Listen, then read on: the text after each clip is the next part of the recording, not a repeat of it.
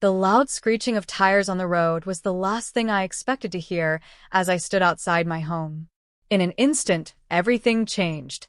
Before I knew it, I was lying on the ground, my body aching all over, groceries scattered around me. I had been hit by a car, and as I tried to understand what just happened, I looked up and saw who was driving the car. It was my mother-in-law, Janet. Later, in the hospital, I lay in bed, sore and bruised. The phone rang, and it was my husband, Adam. His voice was tense and anxious. "Kelly, you need to tell the police you just fell," he said quickly. "They're saying someone saw Mom hit you with the car." Can you believe that? His words shocked me.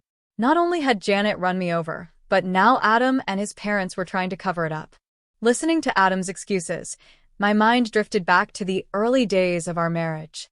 I remembered when Adam and I first met. We had worked at the same office, where he was assigned to mentor me. Adam wasn't exactly charming, but he was steady and attentive, and over time, he won me over. Our relationship seemed like a fairy tale in the beginning. After our wedding, I quit my job and moved into his parents' home, something I soon regretted. Living with Janet and her husband Tyler was a constant struggle. Janet had a sharp tongue and loved reminding me of my duties as a wife. "You should be grateful to Adam," she would say with a tone that felt more insulting than kind. "You're living a comfortable life because of him." Tyler, though quieter than Janet, would often make me feel small with his outdated ideas about women. My relationship with Adam began to crumble as he sided more and more with his parents. Whenever I tried to talk to him about how I felt, he would brush me off. "They're old," he would say dismissively. "You need to be more understanding." As time went by, our dreams of having children started to fade, which only added more strain to our marriage.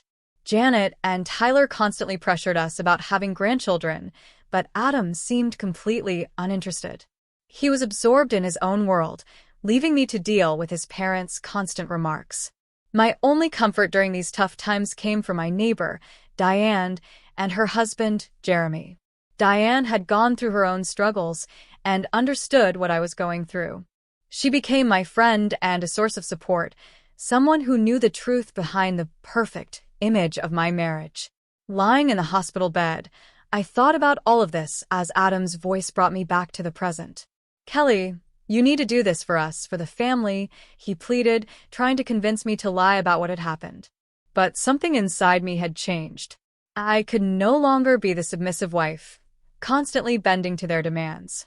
They had crossed a line, and I knew I couldn't just let it go this time. I hung up the phone, feeling a new sense of determination. They needed to face the consequences of their actions. I was ready to fight back. This wasn't just about me anymore, it was about standing up against the unfairness that had ruled my life for far too long. Lying in the quiet hospital room, my mind was racing. I felt pain not just from my injuries but from the betrayal by the people I once considered family. As the sunlight streamed in through the window, casting long shadows on the floor, Diane walked in. Her face was full of concern. She sat down next to me and asked gently, "Kelly, how are you feeling?" I tried to smile and replied, "I've been better." Then I asked her, "What did the police say?" Diane's face turned serious. "At first, they believed the story that it was just an accidental fall," she said. "But I told them what I saw. I saw Janet driving out of the garage like a bat out of hell, and then I found you on the ground." Hearing this, I clenched my fists, anger boiling inside me. Adam wanted me to lie to protect his family. Diane reached out and held my hand tightly. "You can't let them get away with this, Kelly," she said. "This isn't just about the accident. It's about years of control and manipulation. This is your chance to finally break free." Her words struck a chord. For years, I had put up with Janet's rude comments and Tyler's dismissive attitude. Adam had always been passive, never standing up for me, always letting his parents say and do as they pleased. I realized I had been stuck in a cycle of control and humiliation, always trying to stay strong, but it was exhausting. As Diane and I continued talking, a plan began to take shape in my mind, a plan not just to get justice, but to finally stand up for myself. I decided it was time Janet and her family faced the consequences of their actions. The next day, a police officer came to take my statement. I told him everything: the accident, the pain, the betrayal, and how Adam begged me to cover it up. The officer listened carefully, taking notes. When I finished, he looked at me seriously and said, "We have enough to bring them in for questioning. We'll investigate further, but your statement is very important." Hearing this gave me a sense of power. This wasn't just about a legal process. It felt like the first step in taking back control of my life. Over the next few days, my determination grew stronger. Diane visited regularly, keeping me updated on the investigation. She told me how the community was rallying around me, offering support, and expressing their outrage at what Janet had done. Jeremy, her husband, was reviewing their security camera footage, hoping it had captured something that could help. Knowing that we might have evidence sparked a small hope in me. If we could prove Janet hit me on purpose, it would be undeniable proof of what they had done. Each day, my body grew stronger, but it was the hope for justice that truly gave me strength. I was finally on the path to freedom. I was no longer the quiet, suffering woman who stayed silent in the shadows. I was now a woman ready to stand up, ready to fight back, and determined to reveal the truth about the people who had hurt me for so long. The small room in the police station felt colder than ever as I waited for the dentist. My hands were shaking, not out of fear, but from a mix of anger and anticipation. Finally, the door opened, and Dennis Ritchie entered, his face serious. "We reviewed the footage from your neighbor's security camera," he said, placing a file on the table in front of me. "It clearly shows Janet's car hitting you. It's unmistakable." A wave of relief washed over me. But with that relief came a burning desire for justice. "What happens now?" I asked, my voice steady. "We're bringing them in for questioning today, your husband too. They'll have to answer for what they did," Dennis Ritchie replied. I left the police station with a plan forming in my mind. It wasn't enough just to expose what they had done. They needed to understand the full weight of their actions. Later that day, Diane called with an update. "The police just took Janet, Tyler, and Adam in for questioning," she told me. "Everyone in the neighborhood is talking about it. They can't believe what Janet did." News spread quickly, filling people with shock and anger toward a family they once respected. For me, it felt like the years of silent suffering were finally being recognized. That night, lying in my hospital bed, I imagined Janet's face when she was finally forced to face what she had done. This once powerful, intimidating woman was now cornered by her own actions. I had imagined this moment many times in my head, and each time, it felt like a small victory. But it wasn't just Janet who had betrayed me. Adam's betrayal hurt even more. He had chosen to side with his parents over me, over honesty and decency. He had to see how deeply his choice had affected me. A few days later, I was discharged from the hospital. My body was still sore, but my spirit was strong. Diane and Jeremy were there waiting for me, their faces filled with concern and determination. "Kelly, we're with you in this," Jeremy said firmly. "Whatever you need." "Thank you," I replied, feeling a deep sense of support that I hadn't felt in years. That evening, as I sat in Diane's living room, we turned on the news. The story of my accident and the investigation had made the local headlines. The screen showed images of Janet, Tyler, and Adam. Their faces were now public, their reputations ruined. It was a strange feeling to see them like that, people who had once controlled and belittled me now exposed for what they had done. For the first time in a long time, I felt a sense of freedom and power. I knew this was just the beginning, but I was ready for whatever came next.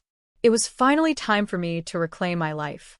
My private pain had now become a public spectacle, but I felt no sympathy for them. This was the beginning of their downfall, a downfall they had caused themselves. The air in the interrogation room was thick with tension as Janet, Tyler, and Adam sat across from me. Their faces showed a mix of fear, anger, and disbelief. Dennis Ritchie sat by my side, his presence a steady reminder that justice was at work. "You all understand why you're here," Dennis Ritchie said, looking directly at them. "The evidence is clear.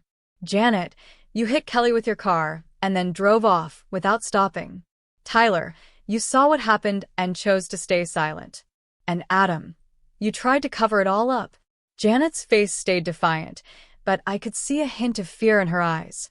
She spoke, her voice trembling slightly. It was an accident. I never meant to hit her. Tyler said nothing, his eyes glued to the table. Adam looked embarrassed and guilty, his face turning red. Finally, he spoke up, his voice shaky. Mom, why didn't you just stop? Why did you run? It seemed he was just now realizing how serious this all was. I looked at them, feeling no pity. After all the years of mistreatment, my heart had hardened. You could have killed me, Janet. And all you cared about was saving yourselves, I said firmly. Janet's tough front broke, and tears began to roll down her face. I was scared. I panicked, she sobbed. Tyler finally spoke, his voice barely above a whisper. We were wrong. We never should have lied, he admitted. Dennis Ritchie then turned to Adam. And you, Adam, you tried to twist the story and even asked your wife to lie for you.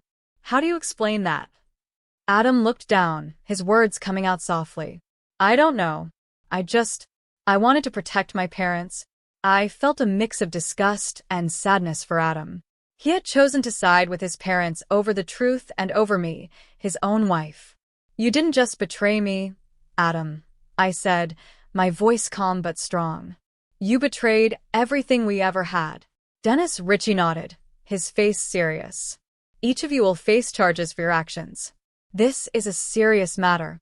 As we left the room, I felt a sense of closure. They had finally been exposed for who they truly were. Janet, hiding behind her tears, was revealed as a coward.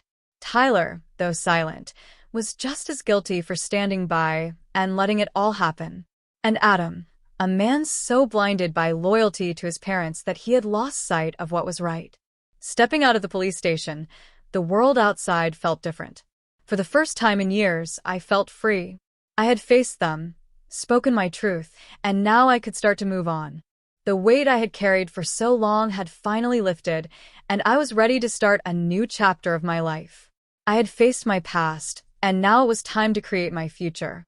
The air felt fresher, the sky seemed wider, and I was free from the heavy grip of Janet and Adam's control. Diane and Jeremy were waiting for me outside, their faces showing both concern and pride. You were amazing in there, Diane said warmly. Thank you, I replied, feeling a deep sense of gratitude for their constant support. In the weeks that followed, the legal proceedings against Janet, Tyler, and Adam began. The news of their charges spread through our community, stirring up mixed reactions. Some people were shocked, while others expressed disappointment. But for me, this was proof that my struggles had finally been seen and understood. During this time, I stayed with Diane and Jeremy. They gave me not just a place to stay, but a warm, caring environment where I could begin to heal. Their kindness was a sharp contrast to the years of cold treatment I had endured with Adam and his family. One evening, as we sat together in Diane's living room, Jeremy shared some news. The prosecutor's office called. Janet and Tyler are facing serious charges.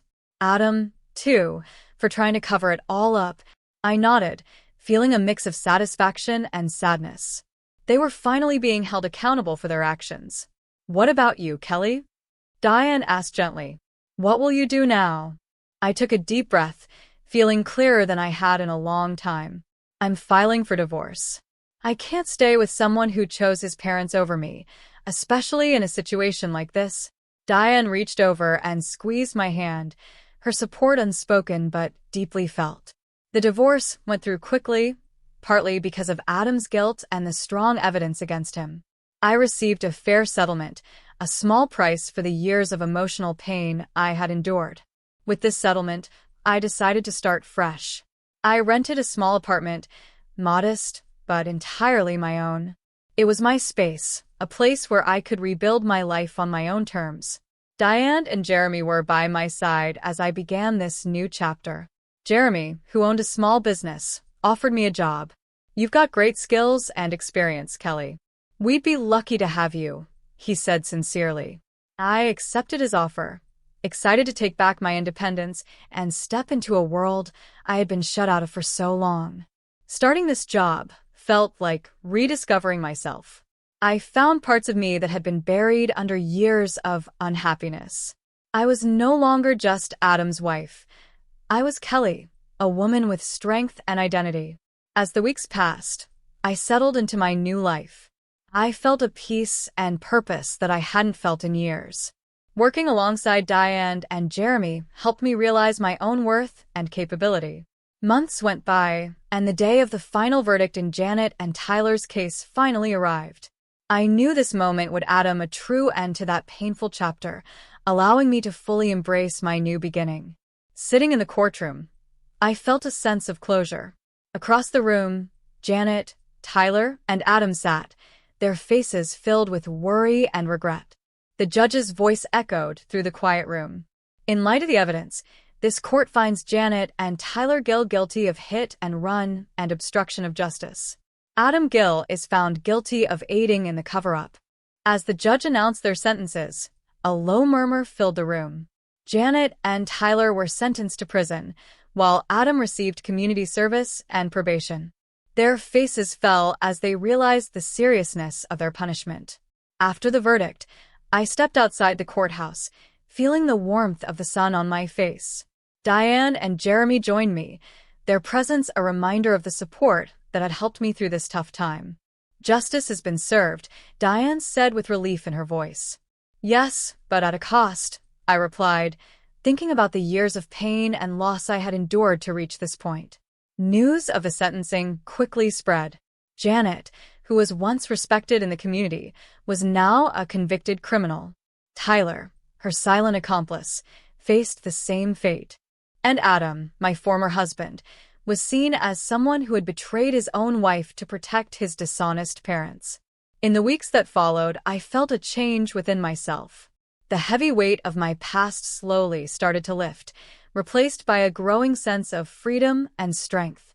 My life, once controlled by Janet and Adam, was now mine to shape.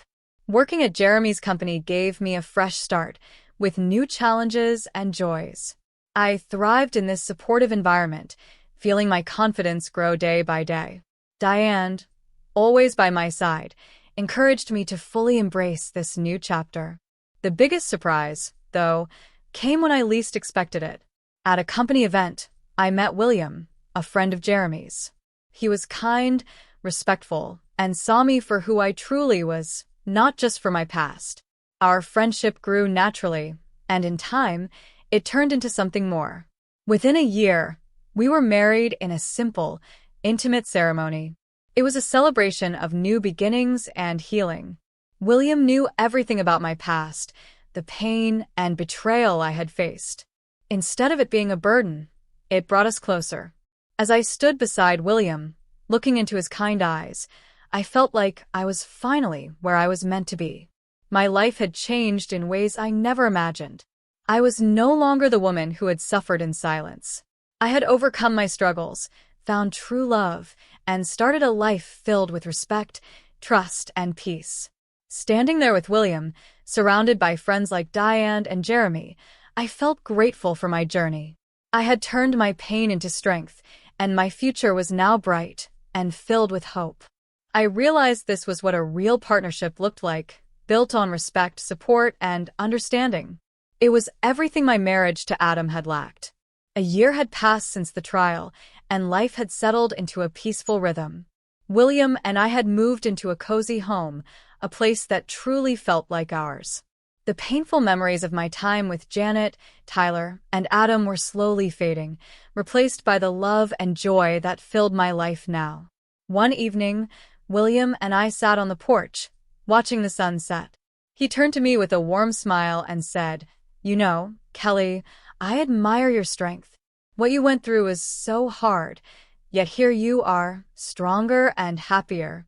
I leaned against him, feeling the comfort of his arms. I couldn't have done it without friends like Diane and Jeremy, and especially without you, I replied, my heart full of gratitude. Our conversation drifted to the future, to dreams and plans we hadn't yet explored.